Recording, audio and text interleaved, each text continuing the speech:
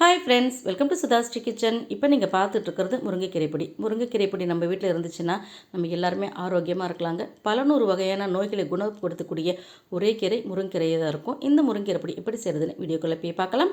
முருங்கைக்கீரைகளை இந்த மாதிரி காம்புகளால் நீக்கிட்டு நான் இந்த மாதிரி க்ளீன் பண்ணி வச்சுருக்கேங்க. இந்த முருங்கைக்கீரைகளை எல்லாத்தையுமே நான் முதல்ல அலசி எடுத்துகிட்டு வந்துடணுங்க.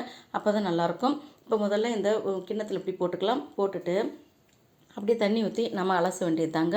ஒரு 2-3 டைம் நல்லா அலசி எடுத்துட்டா நல்லாயிருக்கும். இப்போ நல்லா அலசி எடுத்துகிட்டு வந்துடுவோம். இந்த மாதிரி நல்லா அலசி எடுத்துகிட்டு வந்த பிறகு நம்ம இதை தண்ணியெல்லாம் நல்லா வடிகட்டிட்டு ஒரு காட்டன் துணியிலோ அல்லது ஏதாவது ஒரு தட்டுலையோ நம்ம நல்லா ஆற வச்சிடலாங்க. இப்போ நல்லா தண்ணியெல்லாம் வடித்தாச்சு. இப்போ நம்ம ஆற வச்சிடலாம். இப்போ ஒரு தட்டு எடுத்திருக்கேன். இப்போ இந்த மாதிரி நம்ம உலர்த்தி விட்டுற வேண்டியது தான். இந்த முருங்கைக்கீரை எல்லாத்தையும் நம்ம நிழல்லையே உலர்த்தினா போதும், வெயிலெல்லாம் வைக்கணும்னு அவசியம் இல்லை. நம்ம எடுத்த முருங்கைக்கீரை இந்த மாதிரி 2 தட்டுக்கு வந்துச்சுங்க. இப்போ ஆற வச்சு எடுத்துகிட்டு வந்துடலாம். இப்போ ஒரு 3 நாள் நம்ம நல்லா காய வச்சாச்சுங்க.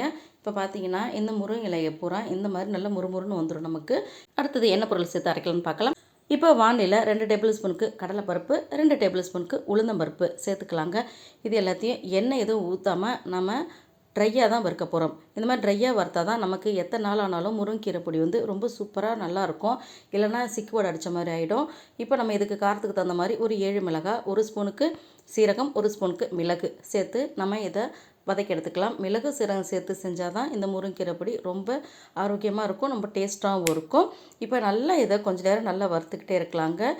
முருங்கையை நட்டவன் வெறுங்கையோடு போவான் அப்படின்னு பழமொழியே சொல்லுவாங்க. முருங்கீரைகளை அடிக்கடி யூஸ் பண்ணோம்னா நம்ம வயசான காலத்தில் கூட குச்சி வச்சு நம்ம நடக்க தேவையில்லை அப்படிங்கிறதுக்காக அந்த பழமொழி சொல்லுவாங்க. அந்தளவுக்கு ரொம்ப ஹெல்த்தியான ஒரு கீரை வகை தாங்க இந்த முருங்கீரை.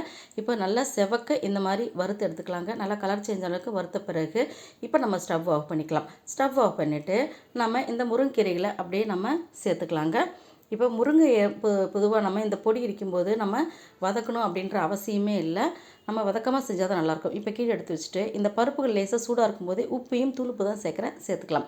சேர்த்துட்டு இந்த ஹீட்லேயே நம்ம இதை இப்படி லைட்டாக அப்படி கலந்து விட்டோம்னா போதும். இந்த உப்பில் இருக்கிற நீர் சத்தும் நமக்கு போயிடும். அதே சமயத்தில் இந்த கீரைகளும் நல்லா முறுமுறுன்னு நமக்கு வந்துடும். இப்போ இந்த முருங்கை இலைகளை எடுத்தாலே தெரியும் எந்த அளவுக்கு நல்லா முறுமுறுன்னு நமக்கு வந்திருக்குன்னு பாருங்கள். இந்த மாதிரி நம்ம பொடி செஞ்சாலே போதும், இந்த அளவுக்கு நல்லா தூளாக வந்துடும் நமக்கு. வானிலையை போட்டு இந்த இலைகளை ரொம்ப நேரம் வறுக்கணும்னு அவசியம் இல்லை. நம்ம இதை இறக்கி வச்சுட்டு இப்படி நம்ம சேர்த்தாலே போதும், இந்த மாதிரி நமக்கு வந்துடும். அடுத்தது இப்போ இது எல்லாத்தையும் நம்ம எப்படி அரைக்கிறதுன்னு பார்க்கலாம். இப்போ இந்த முருங்கை எல்லாத்தையும் இந்த மிக்ஸி ஜார் எடுத்துக்கிட்டு இதை எல்லாத்தையும் நம்ம சேர்த்துக்கலாங்க. கொஞ்சம் கொஞ்சமாக நம்ம இந்த மிக்ஸி ஜார் ஃபுல்லாகிற வரைக்கும் கூட சேர்த்துக்கலாம். ஏன்னா நம்ம ஒரு ரன் சுற்றும் போதே இது நல்லா பொடி பொடியாக வந்துடும். இப்போ பருப்புகளும் இந்த முருங்கை இலைகளும் எல்லாத்தையுமே நான் இந்த மிக்ஸி ஜாரில் சேர்த்துக்கிறேன். இது ஃபுல்லாக கரெக்டாக வந்துருச்சு. இப்போ அரைச்சிடலாம். இப்போ பாதி அரைப்படும் போதே பாருங்கள் இந்த மாதிரி பாதி அளவுக்கு வந்துருச்சு. இப்போ நல்லா அரைச்ச பிறகு நம்மளுடைய அருமையான முருங்கீரை பொடி சூப்பராக ரெடி ஆகிடுச்சிங்க. இட்லி தோசைக்கு வச்சு சாப்பிட்லாம். சாதத்தில் நெய் போட்டும் நம்ம கலந்து சாப்பிட்டா சூப்பராக இருக்கும். நம்மளுடைய முருங்கீரை பொடி ரெடி. நம்ம தயார் பண்ணி வச்சுருக்கிற இந்த முருங்கீரை பொடியை இந்த மாதிரி ஒரு பாக்ஸில் நம்ம சேர்த்து எடுத்து வச்சுட்டு தண்ணி எதுவும் படாமல் நல்லா ட்ரையான ஒரு ஸ்பூன் எடுத்து இப்படி வச்சுட்டு நல்லா மூடி வச்சுட்டா போதுங்க. எத்தனை நாள் ஆனாலும் கிடையாது. ரொம்ப ரொம்ப சூப்பரான இந்த முருங்கீரை பொடி உங்களுக்கு பிடிச்சிருந்துச்சுன்னா சுதாஸ்ரீ கிச்சனுக்கு சப்ஸ்கிரைப் பண்ணுங்கள். ஃப்ரெண்ட்ஸ் அண்ட் ரிலேட்டிவ்க்கு ஷேர் பண்ணுங்கள், லைக் பண்ணுங்கள், கமெண்ட் பண்ணுங்கள். ஆரோக்கியமானதையே சமைப்போம், ஆனந்தமாக இருப்போம். தேங்க்யூ.